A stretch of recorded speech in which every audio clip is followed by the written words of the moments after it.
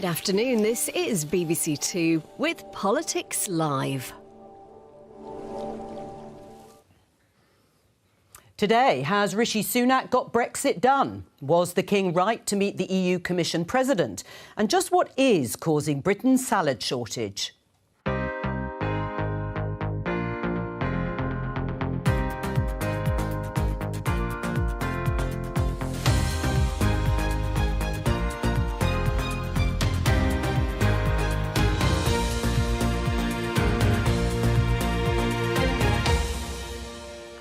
With me today on Politics Live, Conservative MP and former Minister Kit Malthouse, Shadow Environment Secretary Jim McMahon, former Labour Home Secretary Jackie Smith and the political journalist and commentator Isabel Oakeshott. Today, the Prime Minister heads to Northern Ireland to sell his new Brexit deal.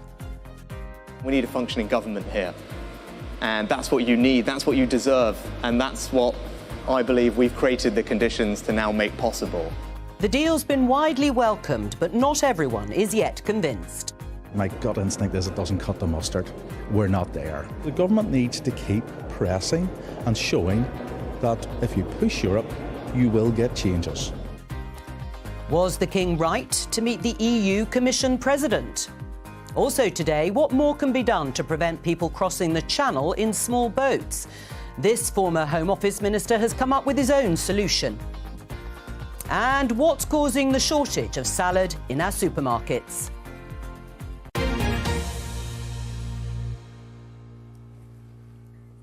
Let's start with one of those stories in the headlines. Here is the Daily Mail. There's King Charles meeting Ursula von der Leyen yesterday after the press conference where she and the Prime Minister announced the Windsor Framework, with the question, could this meeting be a moment the King comes to regret? There was some consternation at perhaps the monarchy being involved to some extent with politics, although, of course, the talks were completely separate. Should it have happened, Kit?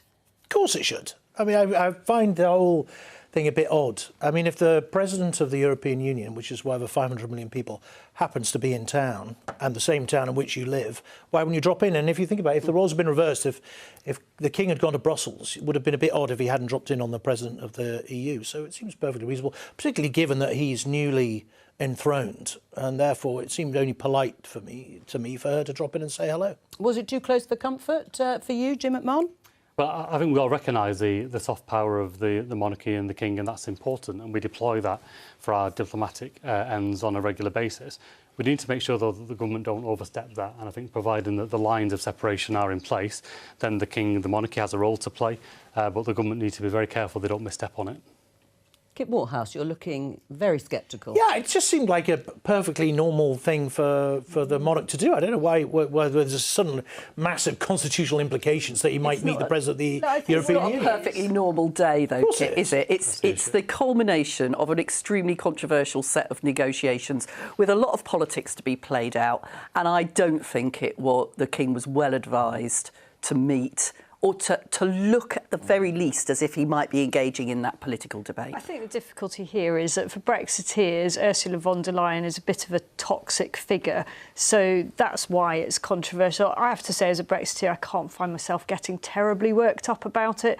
The crucial thing is that neither Ursula von der Leyen nor any of her lackeys reveal any details of any conversation that happened.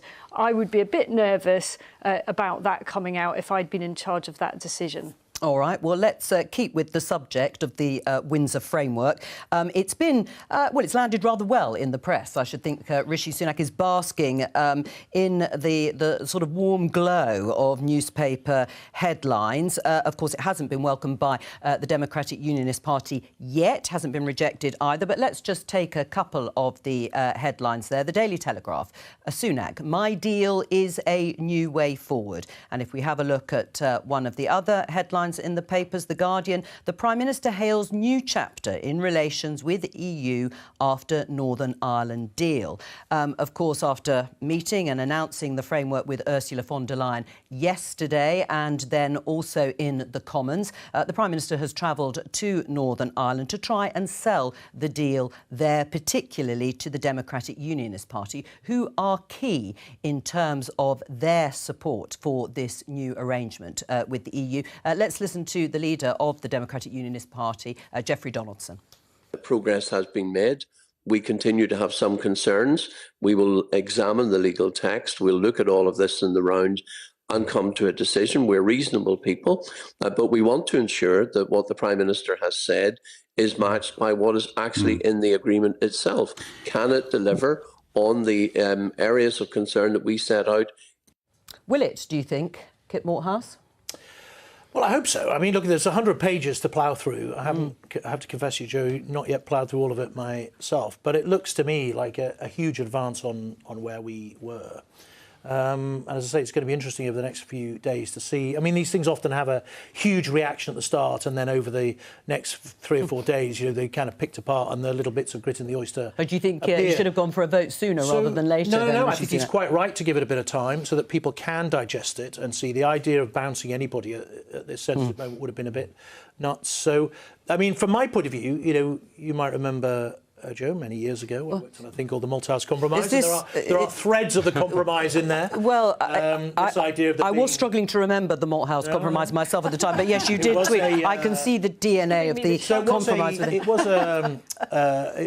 did run the risk of just being an obscure GCSE politics question, but actually some of the stuff that we worked on, me, Steve Baker, Robert Buckland, Nicky Morgan, Damien Green, Stephen Hammond, is kind of in there, and you can see the DNA of it within. So I'm hopeful that we'll get there. I mean, look, I think it's a deal that we should take.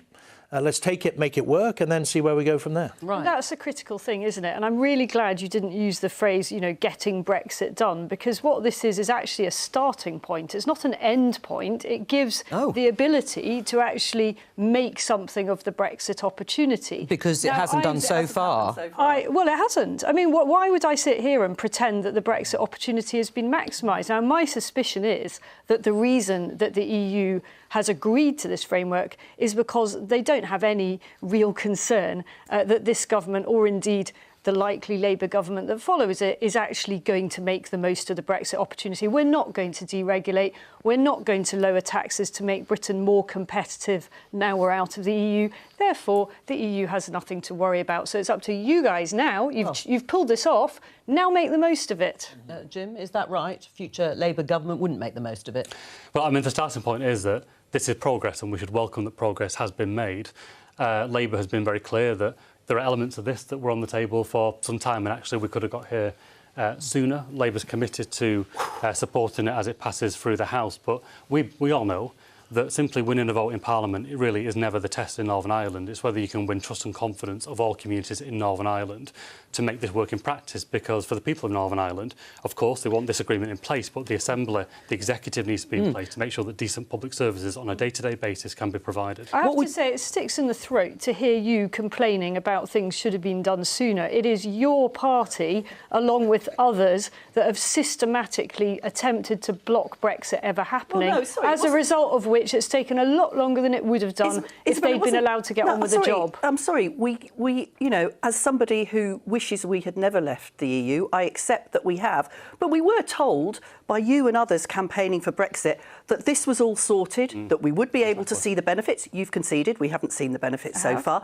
and that actually, you know, we'd got an oven-ready deal. Well, conclusive proof that we never did have. You spent years preventing work on it by making everyone go through a series of I'm sorry. Hang on. Let's check it. I'll come to you. I'll come to you. We voted for Theresa May's deal. We wouldn't be where we are. Well, quite. We were told that. Hang on. Let's check it, because people can't hear if you talk every time. We were told that this was all sorted, that we were now in the sort of open waters of Brexit. That clearly wasn't the case. You'd make it more difficult. Isabel, shut up. Excuse me. Hang on. Let's not descend. Let's not descend into insult. Hang on. Civility in politics. Yeah. Is that we'll come on to that. I mean, we'll come on to that. Example of politeness in politics? And I'm in because it's low and poor. Oh, come on, Isabel. All right, let's return to the substance on this issue of who stalled what at the time. I mean, I think it was both sides, wasn't it? There were Conservative MPs who also brought... But I think the use of language here is really important. The use of a phrase like stall completely misrepresents what was taking place at the time. which is that all of us were trying to reconcile completely new territory and trying to find a solution that reconciled, leaving an institution that we've been part of for decades in a completely unknown territory when it came to our borders, how we treat the movement of food, labour supplies and all the other issues that are now coming to pass. The concerns that were raised then about the deal not being robust are proving to be the case. We've literally got food rotting in the fields and supermarket shelves empty on the other side. Why? Because it's not been made to work. Well, I was trying yes, to make let me, all right. Hang on. I'm going to let Jackie finish her point, and then we're going to just move on a little bit. The Go on. point I was trying to make, Hang on, Isabel. Go on. Without interruption, was I think, as Jim says, a real test of this will be whether or not we can now get back to a situation where the institutions, the devolved institutions in Northern Ireland, are able to get back and operate again. And that's why I do think this is a step forward. I do think, as Kit says, it's right that there should be time for the DUP and others to look at this in detail. But we've got to get back to a position where the people of Northern Ireland have got the government necessary to help them to solve all of the problems that they're not able to do at the moment. Well, Rishi Sunak has one idea. He was extolling the dual market access that Northern Ireland is now in a position, in his words, to capitalise on. Let's have a listen. That is the prize that is on offer. Because if we get this right, if we get this framework implemented, if we get the executive back up and running here, Northern Ireland is in the unbelievably special position, unique position in the entire world, European continent, in having privileged access, not just to the UK home market, which is enormous, 5th biggest in the world, but also the European Union single market. Nobody else has that. No one. Only you guys. Only here. Right. Well, if that's such a unique... Of course. Well, exactly. That is the position, of course, that the UK had. Yeah, well, that's a reflection of the kind of unique geographical and cultural nature of Northern Ireland. But for me, I mean, one of the reasons that hold on a minute, one of the reasons that I voted to leave the European Union was because I thought there was a much bigger, wider world out there that we needed to address, and that, in fact, the economic poles of the earth are tilting to the east, and we needed to change our trading patterns to deal with that. But now, is there something ironic listening... Hang on, I'm going to put... Is there something ironic listening to a Prime Minister who voted in favour of the UK leaving the EU, the single market for goods, extolling the virtues of that very unique position that Northern Ireland now finds itself in? No, I don't think so. He's trying to sell a deal in Northern Ireland. Northern Ireland has, as I say, a particular geography and a particular sensitivity that puts it in a particular position. We don't, you know, the islands of Great Britain don't have a land border that needs to be looked at with the European Union, right? We have a sea border. But as I say, the overall thrust of Brexit was change in our trading patterns. You know, from my point of view, I mean, I know everybody says that we haven't seen the benefits of Brexit. Look, it took us 14 years to get into the EU. The idea that overnight everything was going to suddenly change is crazy. And I have to say, life was made a lot more difficult by the way the House of Commons... All right. Well, no, that is absolutely true. Up to around true. 2019. So I think the benefits will come over time. Well, yes, maybe they will. But would Labour, would you like to have the position for the rest of the UK that Northern Ireland now has in terms of that dual market access? No, we're very clear in terms of the customs union and the single market that the position is set, but that doesn't mean that we can't have a better working relationship with our European trading partners than we have. Because in the end, what do we see? We see businesses that were trading within the EU now aren't trading. And that has a direct impact on jobs here in the UK. That isn't what people voted for. And it's the responsibility of government to make sure that whatever international trade agreements are in place serve the British people well. And at the moment, there are questions. And the other thing that's encouraging about this is that it is an example of Rishi Sunak engaging in a positive way with the EU, which frankly wasn't the case with Boris Johnson. And of course, we still don't know if he's going to want to play politics with this deal either. And that means that we can now start thinking about things that are really crucial, like a proper security deal with the EU to help to keep us safe. In other words, you know, filling some of the gaps that Brexit has left, both in our economic and our national security. But would you like Keir Starmer to be advocating closer alignment with the EU in the way that Rishi Sunak seems to be doing, this unique position of having access to the EU and the rest of GB? Look, I understand where Keir Starmer is. I want there to be a Labour government, and I think that will take us even closer to the EU than we would be. But, you know, he's not...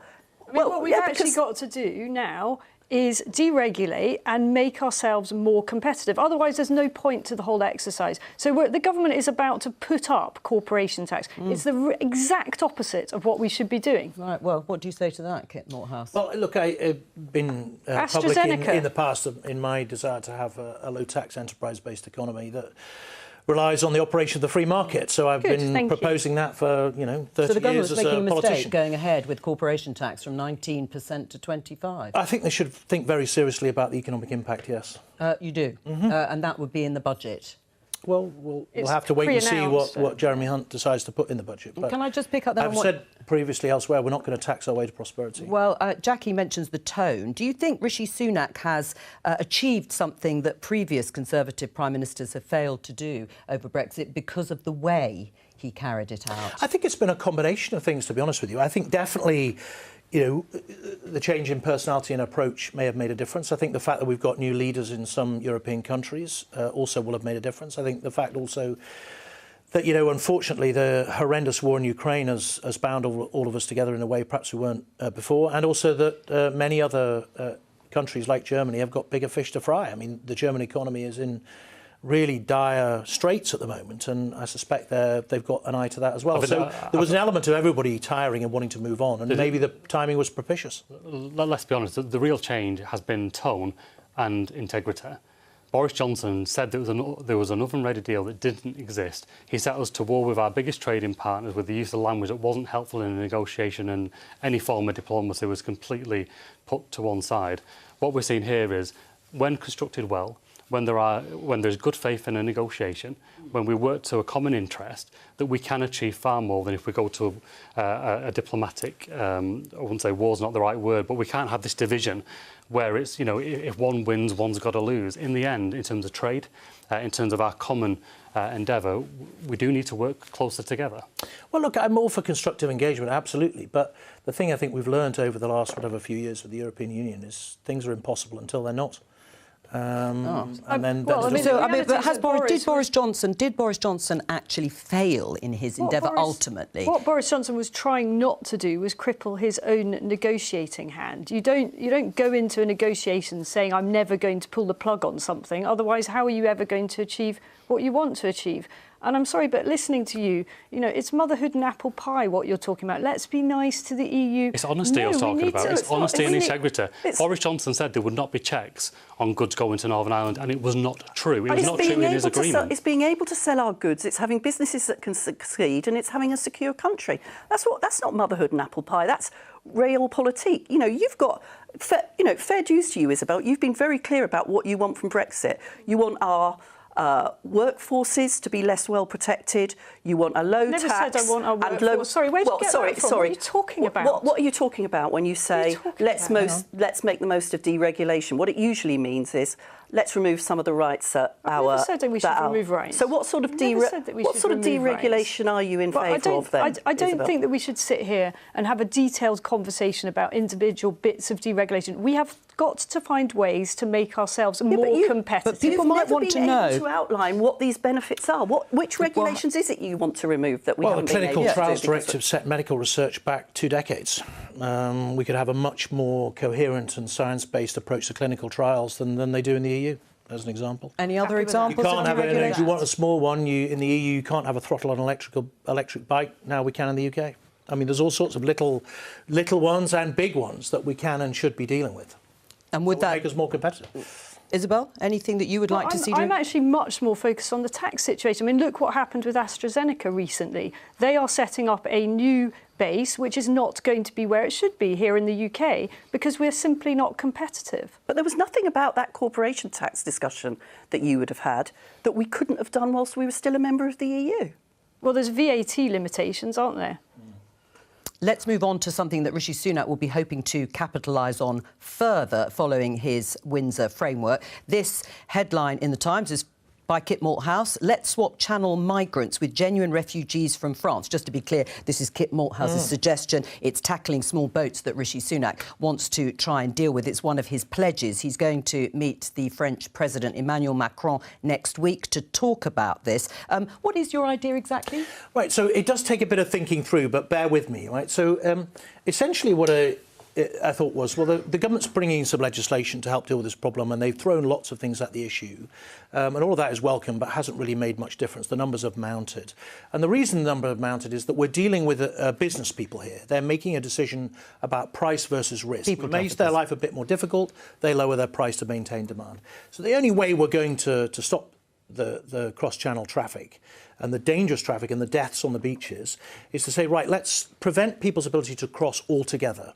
The only way we'll do that is by having immediate returns to France. Quietly, we are, in theory, able to do that because the advent of military primacy in the Channel means that between the two, the operational relationship is so good, we're intercepting between us now about 95% of people crossing. 95%? 95% of people, whether on the beach in France, in the water, or on the beach, are being intercepted. So we're now able to say, right, we'll return 100% immediately. How do you persuade the French to do that? You say, well, OK, in exchange, we will take a refugee from within France who wants to resettle in the UK in a controlled and orderly fashion. Now, the key thing to remember is that by doing that, no one would think it's worth crossing. And if no one crosses, we wouldn't have to make any exchanges.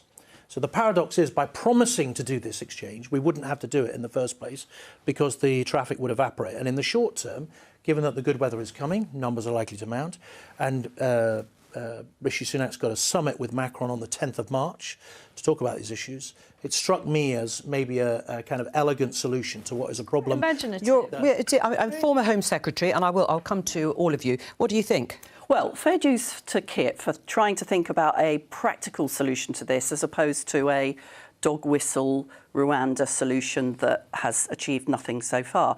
But of course, the fundamental pull factor to people across the Channel is the fact that you can arrive here. I mean, let's not forget that most of the people that come across the Channel do then have their applications for asylum approved. So they've got a legitimate case. But it takes so long that those for whom there is not a case, there is no ability to return them quickly. So I agree with Kit that actually returning people quickly is the most important thing.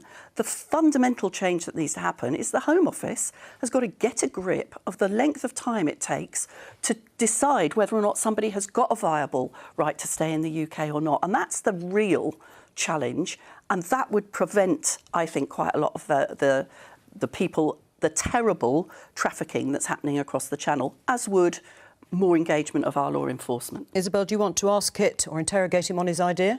Well, no, initially I thought this idea sounds absurd and it's quite hard to get your head around. Why? Which bit did you think was absurd? Because you're essentially you're not actually net better off in the initial stages of your idea in terms of numbers. Because we're taking an established refugee, somebody whose claim is legitimate, in exchange for them keeping one who would have come over here. So we're still getting the extra numbers. But I accept your point that quite soon it would be apparent that there would be no point making the journey. I slightly fear it's not going to happen. I kind of struggling to imagine the French authorities kind of getting on board with this. But we do need imaginative ideas. You're completely right that none of what's been proposed so far is happening. And I think it is encouraging that these statistics that you found, 95% is intercepted. Then, that really does raise the question, why are we not better at doing the next Well, that's bit? why Manston was so full, because we're intercepting almost all of them as they come across. And the armed forces have done a fantastic job forging a great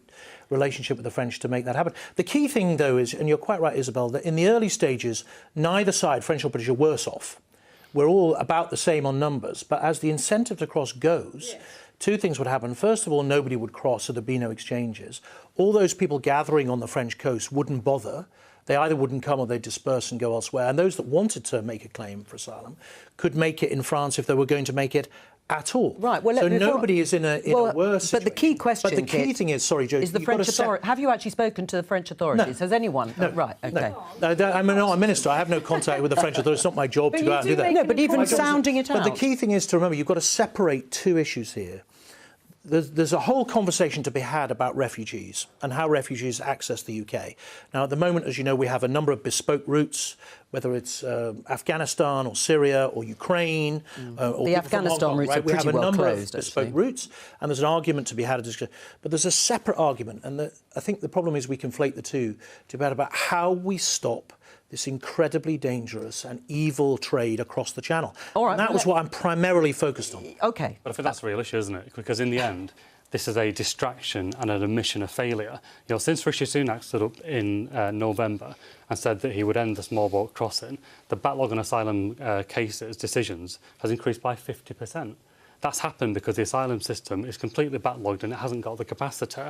And in the end, you have got to resource the Home Office to turn around those applications to make sure that those who have a right to be here can be here so that they can live a settled, stable life. And those people who don't have a right to be here don't Jim's stay right here. about the backlog, and I think the Prime Minister said he's putting 400 more people into the... Now, but all this other issue is the But the key thing to distraction remember from is the that the numbers have gone fundamental up because we had a big bump of people coming over the summer, and it's worth taking a step back except, and hang on a saying... second, can I just tell you there, because who are I've got this now graph going over here the from the waiting government saying migrants crossing the channel in small boats alone for 2022 was over 45,500.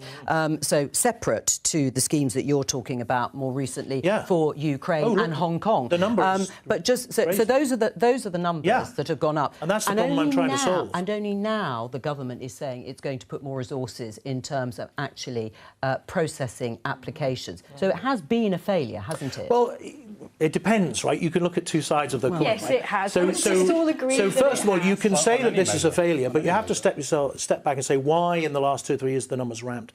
Well, the reason they ramped was because we were so successful at closing down the route through the tunnel and across the channel, right? So all those stories of people gathering at Sangatte and all that doesn't happen now. But Jim, what would you found another way? But Jim, what would Labour do in terms of deterrent? I mean, this is an idea.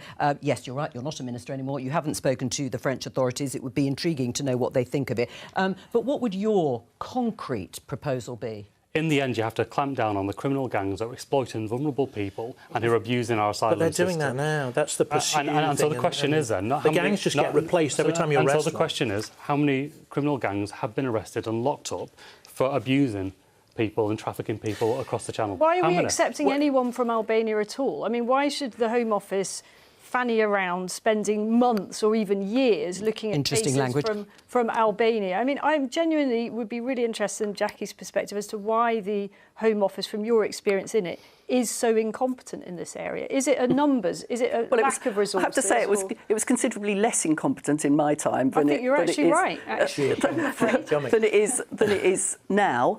And to be honest, the other thing that I hope we didn't do was waste time and money on initiatives like the Rwanda Initiative, which is all about getting on the front of the newspaper and nothing about actually solving the problem. Has that been a waste of time, the Rwanda Initiative? And money. It's cost a lot of money. I don't think so. I mean, I think, look, as I think I said in my article, even if Rwanda gets off the ground, the Rwanda government said they're only going to take a few hundred in the 5-year trial.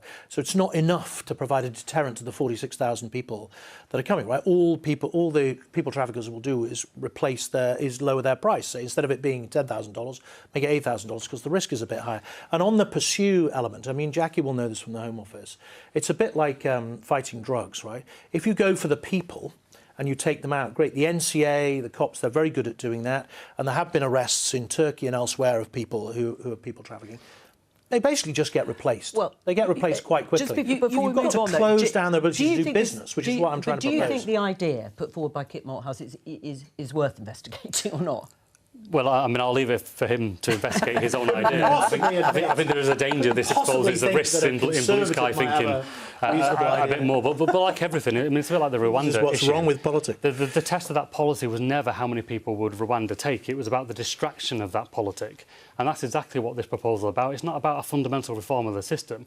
It's about getting the public to look over there because it ignores the real crisis in the system. No, that's really unfair. I think to malign people's motives is complete. It's part of the civility in politics. And there are other countries. So when the Danes do it, will you say the same thing? The Danes are looking at it as well. But we're all struggling with the problem. And the problem is that we, every single day, particularly during the summer, there are hundreds of people taking their lives in their hands in the Channel. Yeah. And nobody wants to wake up to dead bodies on the beach at Deal.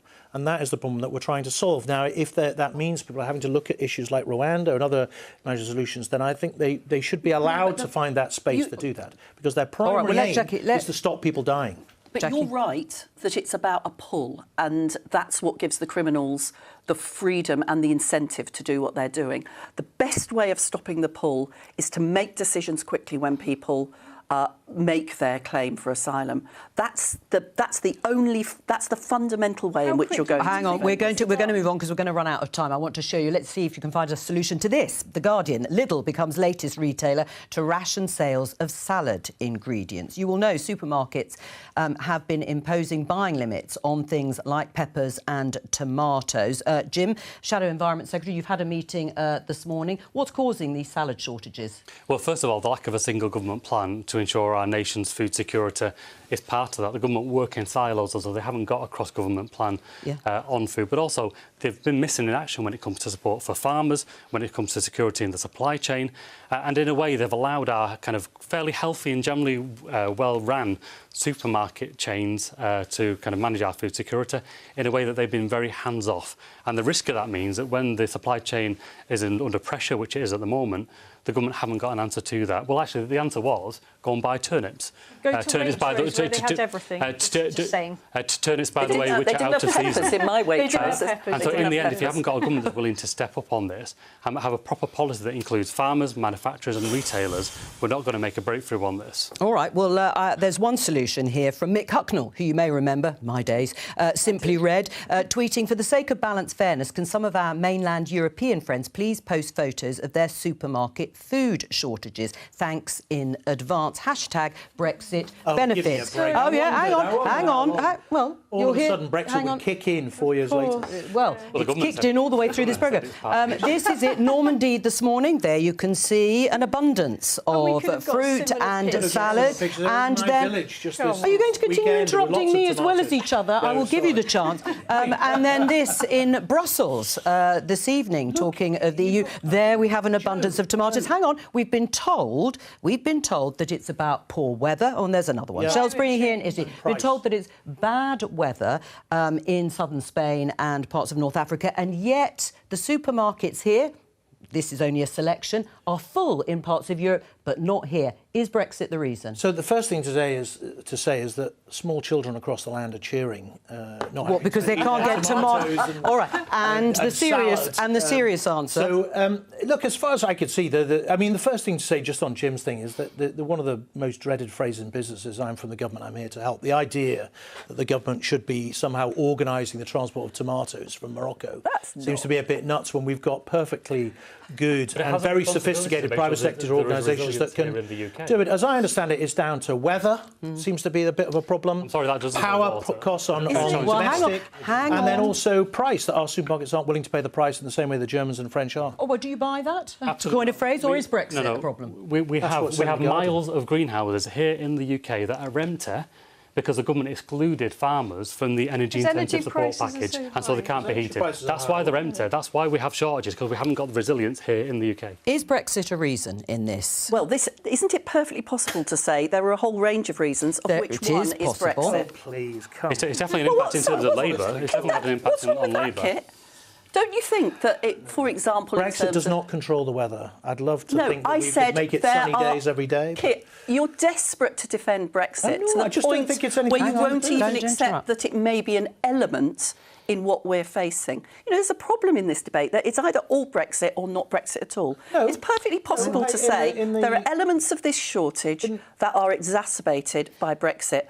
There are elements of this shortage that are exacerbated by the fact that the government could have seen it coming and did nothing about it and preferred to talk about turnips. There are elements of this that are about weather. The tomato crop in not being honest about the range of factors. I mean, is that the problem, that it's too polarised? I mean, could Brexit be a factor? People will look at pictures like this and say, why are there tomatoes and peppers in supermarkets across France, across Italy and across Spain, and yet not here? Yes, well, energy prices could be part of... I'm perfectly prepared, actually, to agree with Jackie's position that there may be a range of factors here, but I would like to know specifically what it is about Brexit that caused the problem with the tomato supply. I think things that have contributed to increases in energy costs. We're not to do with Brexit, they're more to do with Ukraine. They're partly to do... Well, this is another area where you've got elements that are to do with Ukraine and elements that are to do with Brexit, as are labour shortages.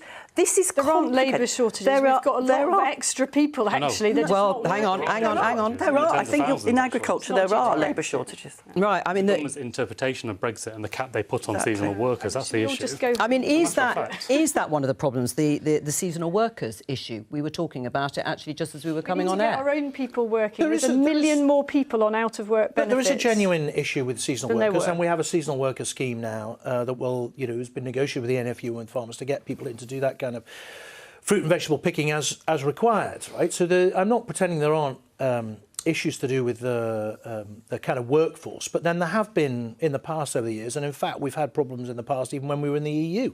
I mean, the EU is no guarantee of supply, and indeed quite a lot of our tomatoes now come from Morocco, which has nothing to do with the EU whatsoever, right? So the issue is not about where those goods come from. We've always benefited from a worldwide supply of our food. What we haven't got at the moment, because of the government, because buy Moroccan tomatoes till we left the EU. Because of the government, is that we haven't got domestic resilience in place. There's been 7,000 food businesses that have gone out of business since 2019 on this government's watch. That reduces our resilience, and all the issues about labour, about the lack of resilience on gas and energy costs for our greenhouses, all that finds its way straight to the door of the government, who do not take responsibility. Kit? Well, I don't know. I mean, Therese seems to be taking responsibility for it. I mean, she's asking questions. One example. Sitting down with the food industry on a regular basis to talk about supply. What's the one thing that she has done that's going to make a difference on the ground? The one thing. Just one. In the end, as I say, just one example. I'll tell you exactly what the government is doing since Brexit. They are completely reforming the Common Agricultural Policy so that it doesn't disadvantage our own British farmers in the way that it did. You can only make that comment if you haven't spoken to a farmer. Because farmers are masses absolutely of farmers. up in I've written raw. a whole book about this, actually, so I do know what I'm talking about. Well, I speak to farmers every week, and every single one... Absolutely, Absolutely, every week, of course I do. I was in Lancashire the other week. I'm in Southport on Thursday. I met with the NFU today, and the reason why farmers are disadvantaged is because the government are deliberately changing direct payments. And because of that, a third of farmers are not financially viable without that direct support. That's happening because of the actions of the government. So you oppose the environmental conditional payments? handouts. You can do both, but it's a balance. They're going through a cost of living crisis and an input crisis. And there's an underspend of nearly £1 billion, we're told, in the ELM scheme that could be used for a fair transition for farmers that helps them get over the hump of the cost of living crisis and the input crisis, and the government are choosing not to. And part of the problem as well part of the problem on the fruit as well is there is hang on, let Kit Moorhouse respond. There is a bit of panic buying going on, which is causing a bit of shortage, a bit like the bog roll riots during the pandemic. So hopefully the whole thing will settle itself down quite soon. You're blaming consumers now, Kit. But somehow I don't think we're all going to get You're blaming consumers for not eating enough turnips. Well, I think this is the point. This is the point at which... Hang on. This is the point at which it might be appropriate to come to civility in public life, because this is a foundation. It's the Joe Cox Foundation. We can see a picture of Joe Cox tragically murdered, and David Amess 7 years later. He was also murdered, Conservative MP, former Labour MP. What is the point of this commission for civility in public life? Because we all want civility in public life. Exactly. And when Joe was murdered in 2016, I think a lot of people felt that might bring people to a position where they understood the damage that abuse and intimidation were doing. What we've actually seen since then is, if anything, a worsening of that. Last year, 70% of councillors said they'd experienced abuse and intimidation. Between 2017 and 2019, the amount of abuse for candidates standing in elections actually increased. So there is a problem here. We talk a lot about the problem. What the Commission is about is actually, as Joe would have done, saying, this is difficult, but it's not insoluble. So what are people's experiences and what are people's suggestions about how we could improve it? And what we're going to be doing between now and the summer is taking evidence, listening to people who experience it and have good ideas, and coming forward with recommendations, which we will then advocate for and campaign to get put into place. Is there, though, a significant difference between what happened to Joe Cox and David Amess? I mean, they were murdered by extremists. That, of course, is totally different to what you're talking about also, the daily abuse that MPs face. I mean, do you think they need to be treated quite separately in that sense? Or when you say not enough has been done, are you talking about increased security for MPs who come face to face with the public? Yes, of course there is a difference. And when you have essentially terrorist attacks like this, that's a job for the police and for the security agencies. But there is an environment created for extremism that starts with the abuse and intimidation that every single person around this table will understand happens to democratically elected politicians. And the reason why it matters is because it is also putting people off coming into politics. You know, we've had a lively debate today. That's what I want to see. This isn't about somehow or another suggesting that we all need to be nice and soft with each other the whole time. Actually, if people are put off coming into politics, you're restricting political debate. You're making it more difficult for people to have their say, to argue through the issues and the politics that is at the heart of our democracy. So it's an attack on our democracy, and if Jo was here, she would have done something about it, and that's what we're trying to do in the Commission. What would you do about it, if anything, in terms of tackling it? Well, I think the aims of it are laudable. I mean, whether it will make any difference or not, we'll have to wait and see. I mean, you know, during my 20-odd years in politics, I have to say that I've lived through the advent of social media and the fact that lots and lots of people are seduced into popularity on social media by saying awful, dreadful, you know, aggressive things about other people seems to be what drives a huge amount, certainly the abuse that I get online. I have to say, I think it also starts with members of Parliament. I think the way members of Parliament treat each other sets a tone and sets an approach. I mean, I hope I've always operated on the basis that my view is Jim is misguided. He's not evil, right? I think he's just wrong. Well, that's reassuring. But there's quite a lot of people who regard me, because I'm a Conservative, as intrinsically evil and wicked, and they, you know, will provide the abuse. Same is true. I mean, the person who gets the most abuse of all of us is Diane Abbott, astonishingly, who I've known for a long time in London politics, and I find that that's where it starts. So I hope at that end of kind of civil discourse we can get to a position where nobody involved in politics calls anybody else involved in politics intrinsically evil or wicked or scum or whatever it might be. At the other end, you know, when you meet MPs and other parliamentarians from overseas, they are astonished at how unguarded MPs are here, how unsecured MPs are here. Wow.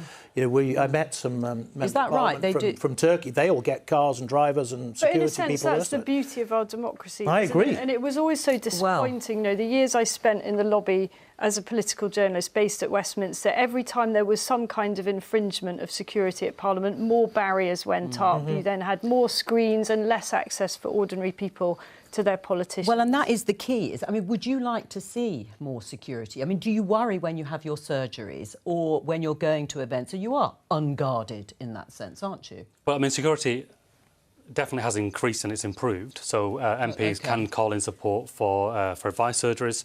Not for events, but certainly for static advice surgeries. We all have an assessment of our private homes. We all have a personal assessment of our movements and the way that we move around. But in the end, I think we do have a problem. And the problem is that for too many people, they separate out for reasons only known to themselves. I'm talking about authorities, you know, whether it's police forces around the country. There is no uniform approach to this. Different police forces take it very differently. Where the online world is treated very differently to the real world, almost like the two should never come together.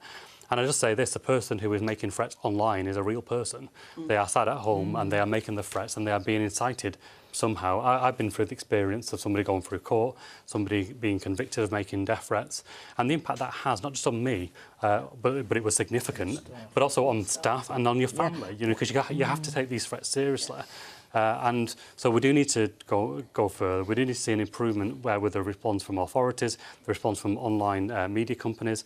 But we need to be careful that we don't take away that bit that is special, which is that MPs in Britain are as approachable. And people would set an example, I have to say. I mean, I have to say, Jackie, in 11 years of live TV, Nobody has ever turned to me and spat, "Shut up." Now, you could get a lot worse than that, and I get much worse online. But it isn't setting a high standard, is it? I apologise for telling you to shut up. I don't think I spat. I've never told anyone to shut up on live TV. Well, you are a good example then, Isabel, and I apologise. Probably not always, but I'm trying to be. I apologise for telling you to shut up. But look, it's fine for there to be robust debate, as you say. Yeah. And all of us get an absolute kicking online. It goes with the territory, but it's where it crosses the line, it can become quite frightening. And I think everybody around this table has experienced And when are you going that. to report? When's this commission? So we're going to be gathering the recommendations up to the summer. Then we're going to be gathering the suggestions. Then we'll be putting together a set of recommendations that we'll be reporting in the autumn. Then we'll be campaigning to get them delivered and changed. That's all we have time for today. I'll be back with Prime Minister's questions tomorrow at 11:15. From all of us here, bye-bye.